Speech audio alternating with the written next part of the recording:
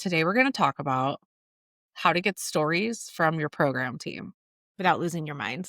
without losing your mind. But like we can't promise that second part. It depends on the people. We actually can't promise the first part either.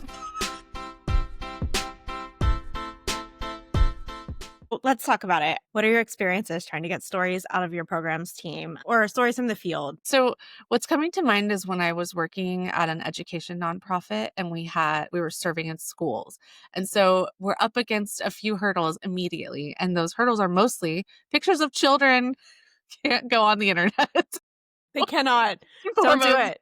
that's hard. And I think in all of the jobs I've had, the second point of tension is that for a program staff member, nothing that they're doing feels story worthy. That is just their job.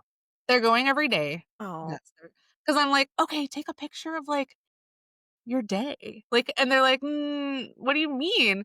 I used to like beg. that BTS. Yes. I'm like, literally take a picture of the croissant that you ate at the meeting that you went to so that we can tell a story. But it's so hard to remember to do that in the moment because it's just your normal life. What about you? Mhm. So, nonprofit employees are incredibly mission driven and ethical and moral. I've found that programs people really want to protect the people with lived experiences, the story owners, and they don't know how to approach them and ask them if it's okay. And even if we gave them the language to ask, they felt really uncomfortable. So I think from my perspective, I always try to lead with a place of we're here to showcase the hope and the impact of the mission. We're not asking people to perform their pain for our like gain. Like I do not want that.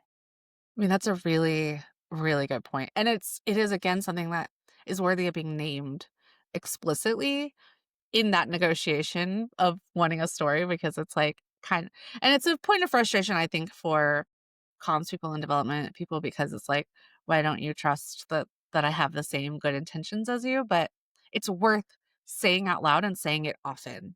I think this is why a lot of nonprofits need like a trauma informed storytelling charter, maybe. I don't know if that's the right word, but just something that like lets people know that like we're in this to reduce harm. Yeah. Yeah. That's really good. Okay, if you're out there listening in the world, tell us how should we best get stories from your programs team? If you're a programs person, how should we engage with you as a Marcoms dev person? Keep the conversation going. Let us know in the comments. Yes, please help us all.